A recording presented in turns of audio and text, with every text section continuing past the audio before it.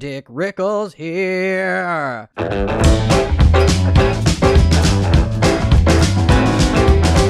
swords cool? Yes. Are people who own swords cool? No.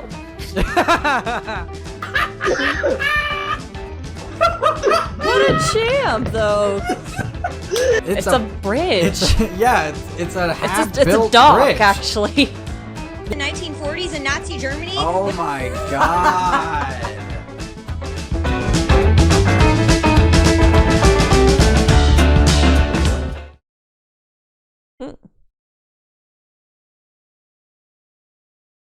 The seven fundamental tenets of the Satanic Temple. That's what my friend Jimmy just sent me. They're rather reasonable, in my opinion. Yeah, from what I know, the Satanic Temple is actually like a political advocacy group. Is a rights advocacy group. Like they basically use the religious rights laws in this country against people on the religious right. Yeah. Prime example of that is in Florida, you can pass out religious material in front of schools, or you could, for a little while there. You could have preachers standing outside of high schools and stuff with books. Did you experience that? Yes, I did. Oh, I did. I did got as well. handed a book of Proverbs. The little ones? Yeah, the little book of Proverbs. Yeah. I've been handed those before, and it's whatever. It's not something that like truly bothered me about anything. I guess I just didn't like the idea of like religious recruitment happening outside of like a public school where, it's against the law for them to do that inside of the school. So why should they be allowed to do that just outside of the school? It didn't make sense to me. But Go ahead. Oh, but the Satanic Temple, in protest of that decision, they what's it called? They made they made satanic coloring books, and by satanic I mean like they were completely satirical. Like they were completely fake. They just like they had all kinds of little messages that were nice. Like they were like the messages were all like you should recycle because the earth is ours and all of ours, and like it's very, very funny. One that sparked a fair amount of debate in our household was Which one? Oh, the Satanic Temple's Christmas, their Yule setup. Oh, you and your there's a park. parents. There's a park near my parents' house that they have a nativity scene that they set up every year, even though it's a public park. It's real elaborate as well, isn't it? Yeah, it was a very large setup, brightly lit, like nativity, right? And it was definitely a nativity scene. Yes, it was definitely Jesus in the manger.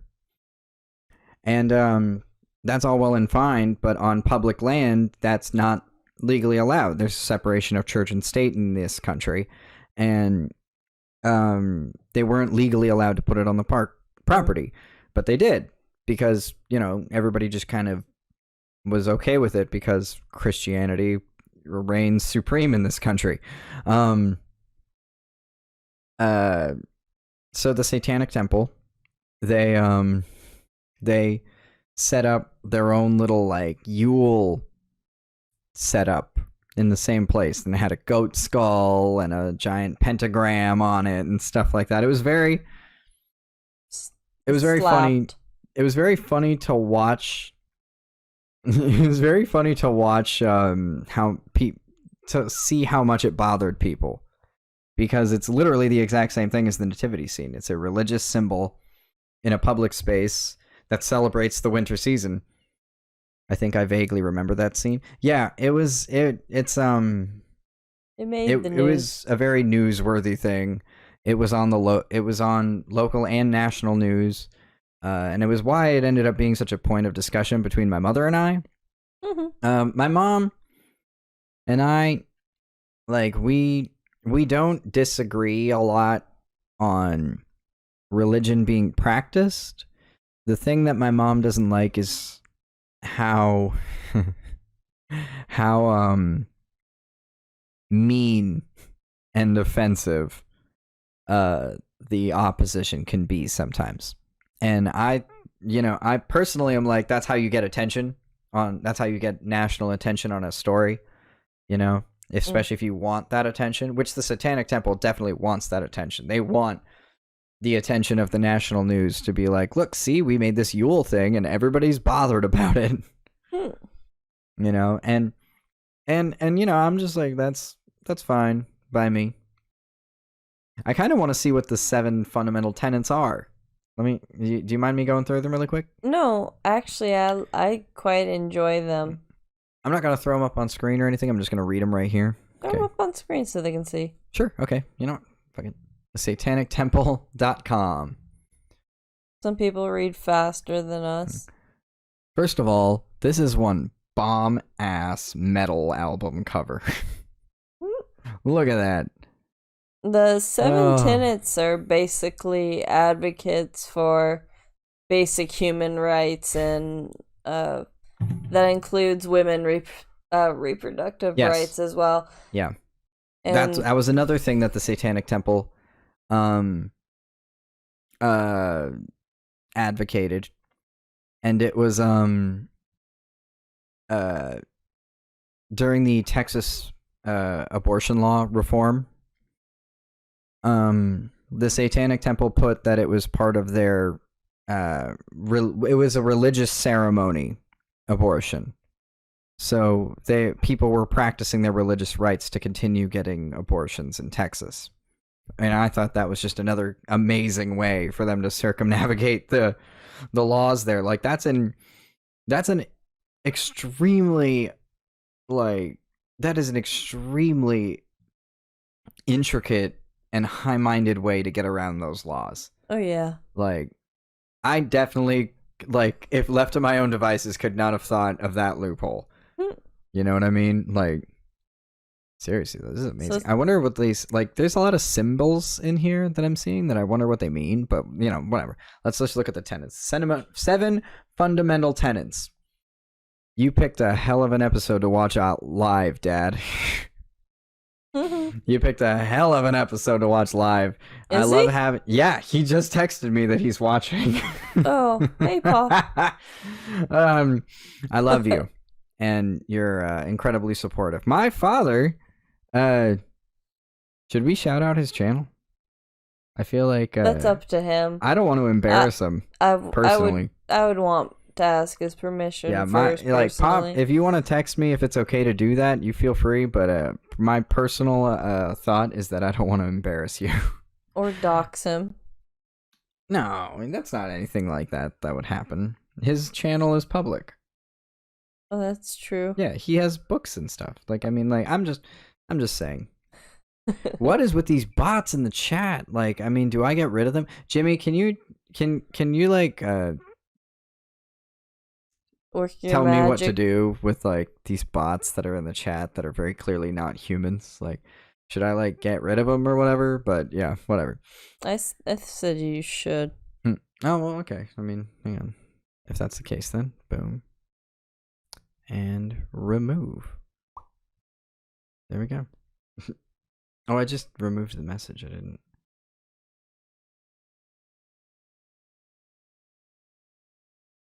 Hide user? Yeah. I guess. I don't know. I don't know if I did that entirely correctly. But anyway, let's look at the 7 fundamental tenets.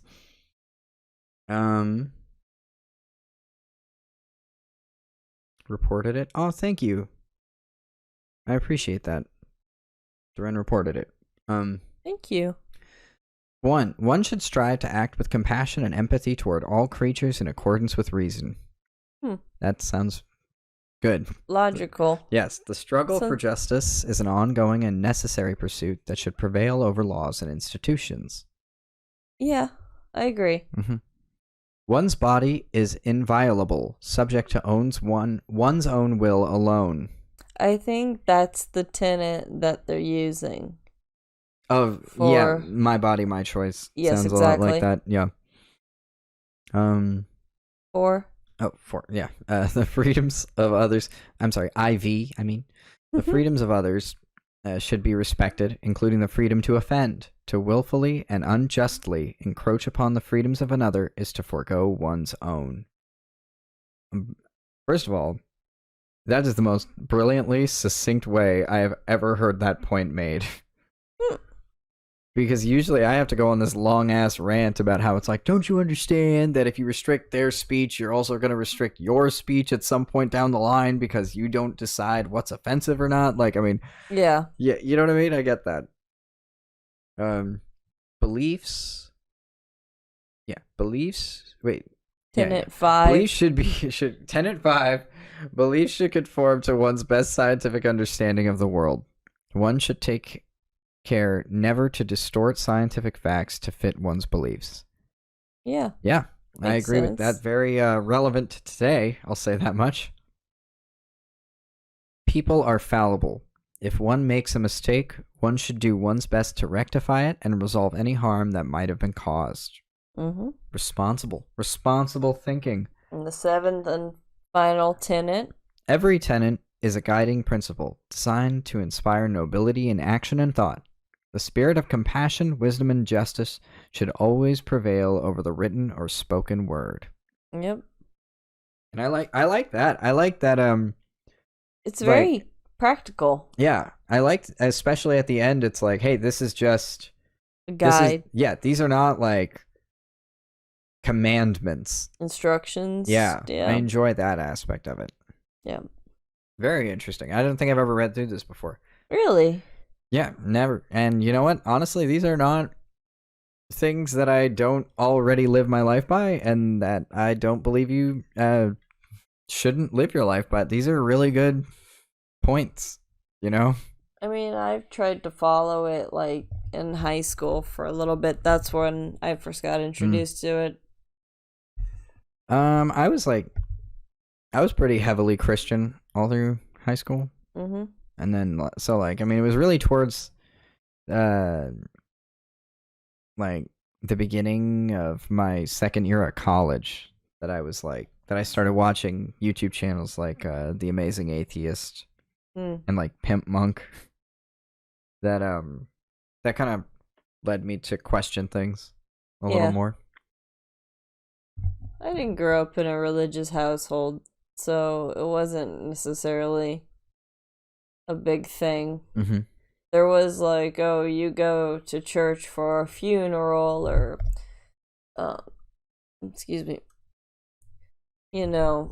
occasional Sunday service with family. That was it. I got you. I get what you're saying. Like, what they call them, like, menu, like where you pick it off a menu. Oh, cafeteria Catholics. Yeah. That's what they call them. Yeah, it wasn't Catholic, though. It was some denomination of Christianity. That makes sense, too. Because there's a lot of, like... Because that's the thing about... Methodists, I think? Christian religion is that, there's so many different denominations that you can really, like, if you don't like the rules from one church, you can always just find a church that adheres to the rules that you like. Yeah. You know, like, one church can definitely say, like, oh no, we don't care about shrimp.